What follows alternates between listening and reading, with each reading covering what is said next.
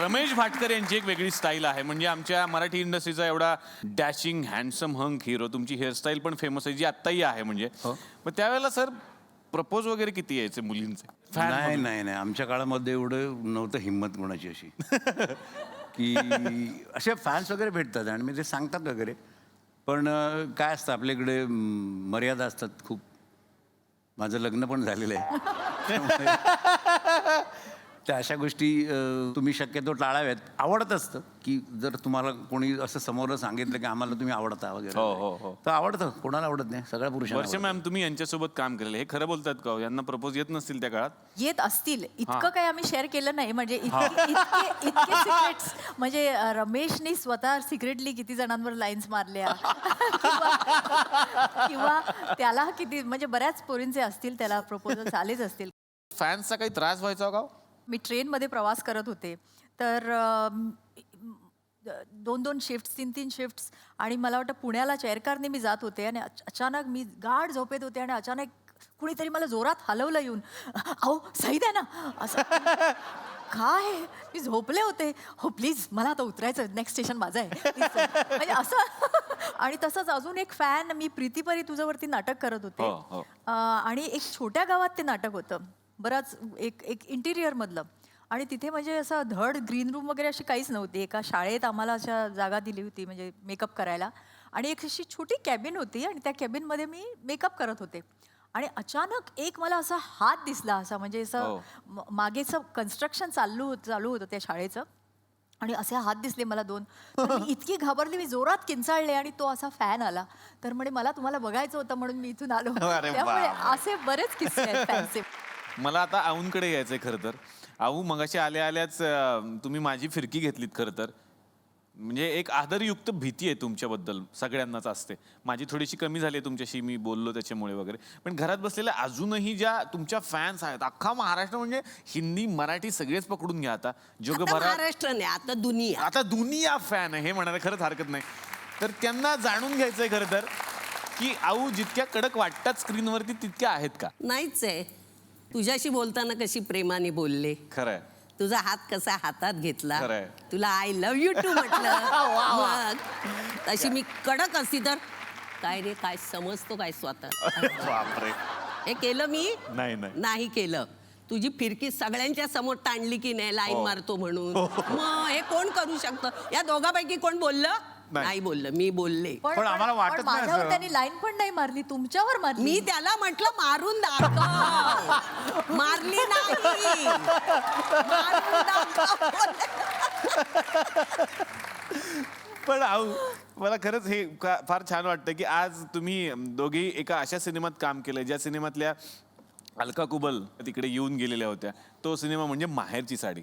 तर काय अनुभव होता सगळ्यांचा? माझा मुलगा हो मज्जा करत होता. धमाल. म्हणजे तो सिनेमा खरंच खूप गमतीमध्ये झाला होता. म्हणजे आणि आम्ही खरंच सगळे एकत्रित वाटलंही राहत नाही होतो. करताना की हा पिक्चर इतकं चालेल, हा सिनेमा एवढा चालेल. आम्हालाच असं झालं, काय चाललंय काय हे? कुठल्या भाषेत करून लावतात कोणके, तिथे फुल कुठल्याही भाषेत. मग सगळीकडे. कारण ते नेहमी मला फोन करून सांगायचे, आज थिएटरमध्ये ना तुम्हाला अशा शिव्या मिळाल्या, आज या थिएटरमध्ये ना तुम्हाला अशा शिव्या मिळाल्या. सांगायचे ते कौतुकाने सांगायचे. मला आवडायचं पण ते. पण हे किती विशेष कौतुक आहे ना खरं. ह्याच्यासाठी मी खरंच जोरदार टाळ्या तुमच्यासाठी वाजवतो. थँक्यू. कारण तुम्ही खूप सुंदर दिसता, हे इकडे एक कौतुक होत असतं. तुम्ही खूप डॅशिंग वाटतं, हे इकडे कौतुक. आणि तुम्हाला खूप शिव्या मिळाल्या, हे एक वेगळं कौतुक होतं. मला वाटतं ही खरी खुरी पावती ही आहे. माझ्या कामाची पावती. ही पावती आहे. क्या बात आहे, क्या बात.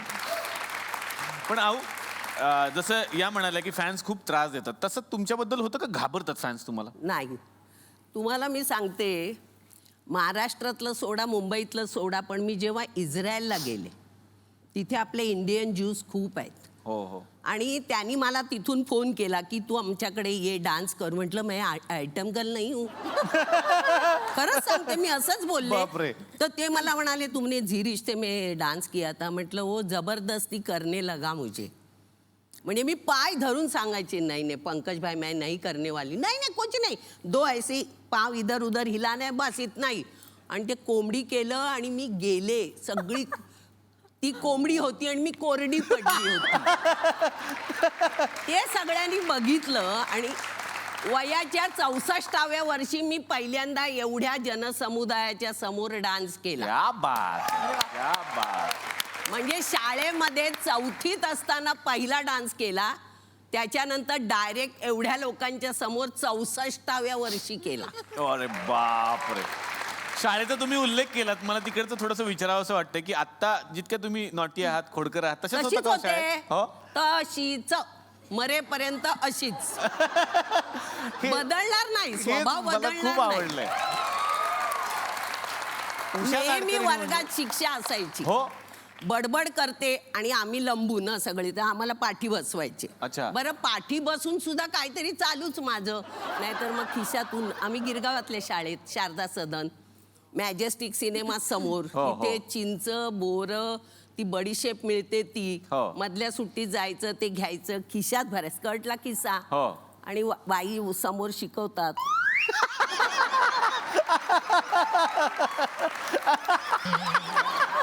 बिया काढून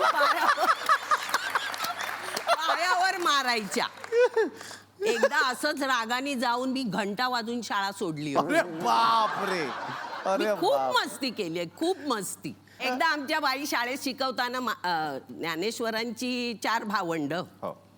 त्या ज्ञानेश्वर, ज्ञानदेव असं म्हणून त्यांची भावंड सांगितली. तर मी उठून म्हटलं, बाई ज्ञानदेव आणि ज्ञानेश्वर एकच आहे, तू मध्ये का बोललीस? अरे बाप. जा वर्गाच्या बाहेर. मी गेले लगेच निघून.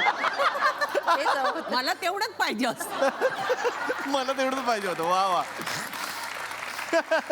खूप खूप शिक्षा भोगली. वडिलांना शाळेत बोलवलं, आईला शाळेत बोलवलं. कोणी मस्ती करत नाही, एवढी मुलगी मस्ती करते.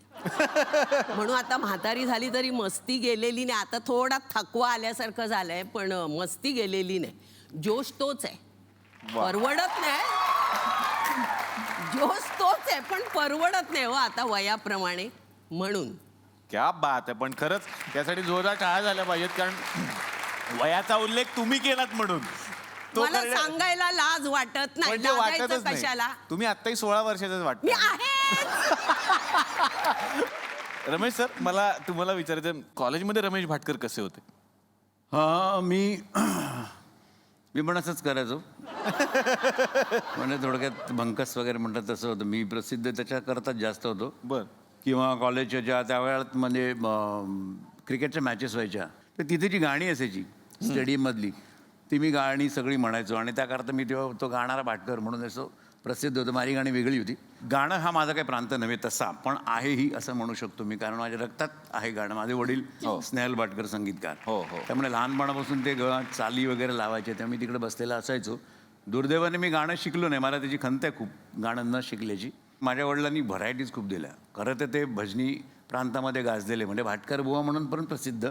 वा. आणि हिंदी सिनेमामध्ये त्याने म्युझिक केलेलं. म्हणजे मराठी माणूस त्या काळामध्ये हिंदी सिनेमात असणं, आणि ते पण ते खूप खालून वर आले होते. आणि भजनातला माणूस हिंदी सिनेमात म्हणजे असं की राज कपूर आणि मधुबाला यांचं पहिलं पिक्चरचं म्युझिक माझ्या वडिलांचं होतं. इंट्रोड्युसिंग राज कपूर आणि मधुबाला. चला हवा येऊन द्या, चला हवा येऊन द्या, डोक्याला शॉट नको, हवा येऊन द्या. मी मराठी, झी मराठी. झी5 ॲप आजच सबस्क्राईब करा आणि आपल्या आवडत्या मालिकांचे भाग कधीही कुठेही पहा.